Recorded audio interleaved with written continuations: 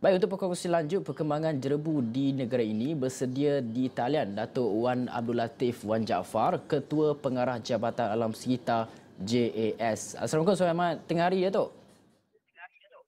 Waalaikumsalam warahmatullahi. Selamat Datuk, tengah pertama hari. sekali mungkin boleh kongsikan perkembangan terkini situasi jerebu di beberapa negeri, Datuk.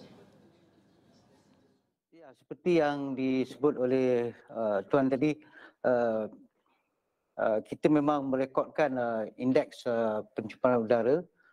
Yang ni kita paparkan di laman web Jabatan Alam Sekitar dan memang seperti yang disebutkan tadi, ada kawasan-kawasan yang telah merekodkan bacaan IPU pada tahap tidak sihat. So seperti yang disebutkan tadi, kawasan-kawasan tersebut keseluruhannya berada di semenanjung Malaysia yang meliputi negeri-negeri Pulau Pinang, Perak, Kuala Lumpur, Putrajaya, Selangor, Negeri Sembilan dan juga Melaka. Jadi kualiti udara dalam negara pada hari ini didapati merosot dengan peningkatan kawasan yang mencatatkan bacaan IPU yang tidak sihat, terutama di kawasan pantai barat semenanjung Malaysia yang disebabkan oleh bauan angin asap jerebu yang masuk ke negara kita. Pada masa ini Sarawak merekodkan bacaan IPU yang sederhana bagi semua kawasan sehingga jam 10 pagi ini. Dan walaupun kemungkinan terdapat risiko berlakunya kebakaran yang boleh menyebabkan jerebu semula di kawasan Sarawak.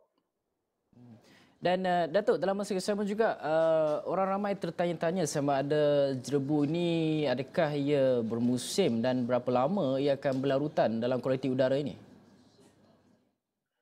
Ya, dia boleh dikatakan macam bermusim lah apabila keadaan cuaca panas dan kering. Dan ini kita nak sebut jugalah, kadang-kadang berlakunya pembakaran yang disebabkan oleh manusia itu sendiri yang membakar sampah sarap dan akhirnya melarat ke kawasan-kawasan hutan dan sebagainya.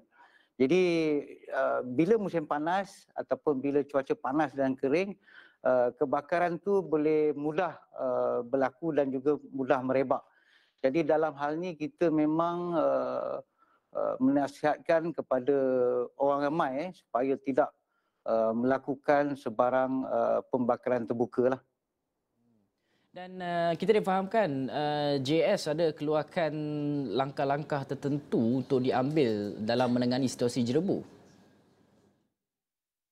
Ya, sudah tentu JAS Jabatan kita sebagai sebuah agensi penguatkuasaan, kita memang meningkatkan dari segi tindakan penguatkuasaan dan aktiviti rondan harian ke kawasan-kawasan yang berpotensi berlakunya aktiviti pembakaran terbuka, serta kita juga memantau bacaan IPU dari masa ke semasa.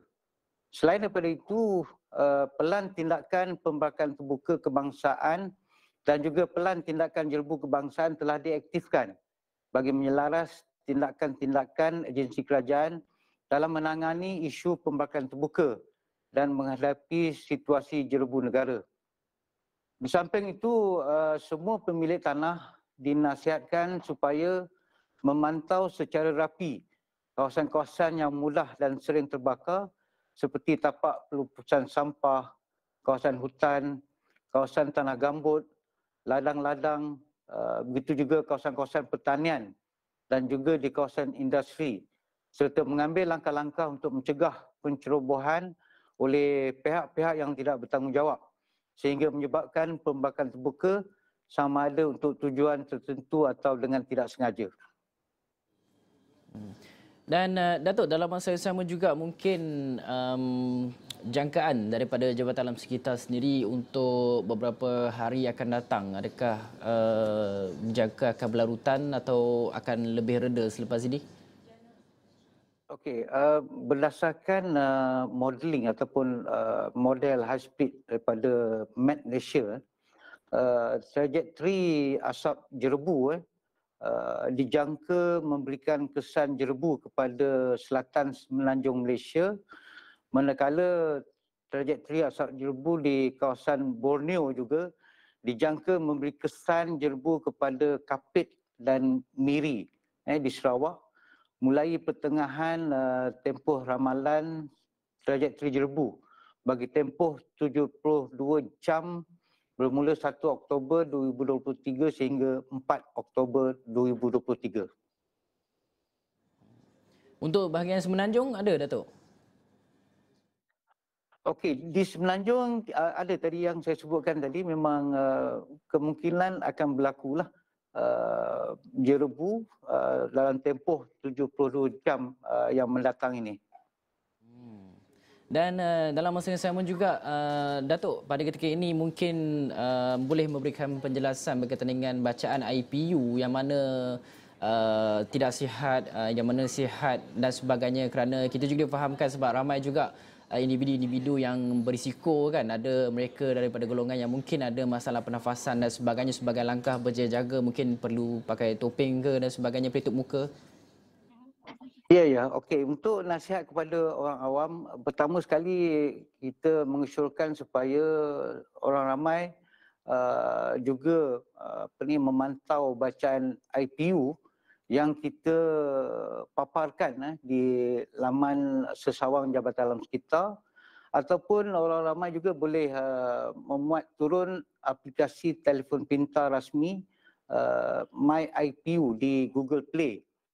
Kemudian yang kedua, orang ramai juga diingatkan agar tidak melakukan pembakaran terbuka atau membiarkan tanah atau premis kepunyaan mereka dimasuki atau dicerobohi oleh pihak-pihak yang tidak bertanggungjawab sehingga menyebabkan pembakaran terbuka untuk tujuan tertentu ataupun dengan tidak sengaja.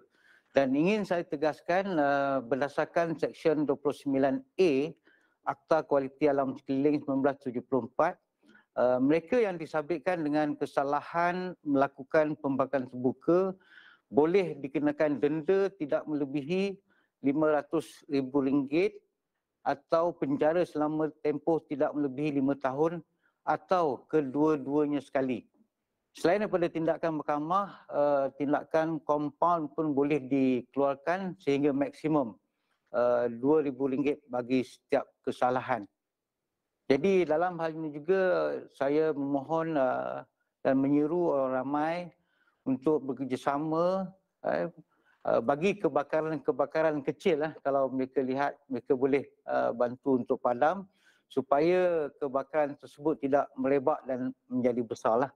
Selain daripada itu, kita juga menasihatkan supaya mereka juga menghubungi Jabatan Perkhidmatan Bomba dan Penyelamat di talian 999 dan di Jabatan Alam Sekitar di talian bebas tol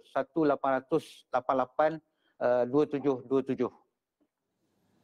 Okey, baik. Kita berterima kasih kepada Ketua Pengarah Jabatan Alam Sekitar, Dato' Wan Abdul Latif Wan Jaafar atas perkongsian berkaitan dengan situasi jerebu dalam negara kita. Baik, kita nak berhenti dulu rehat seketika. Kita akan kembali selepas ini.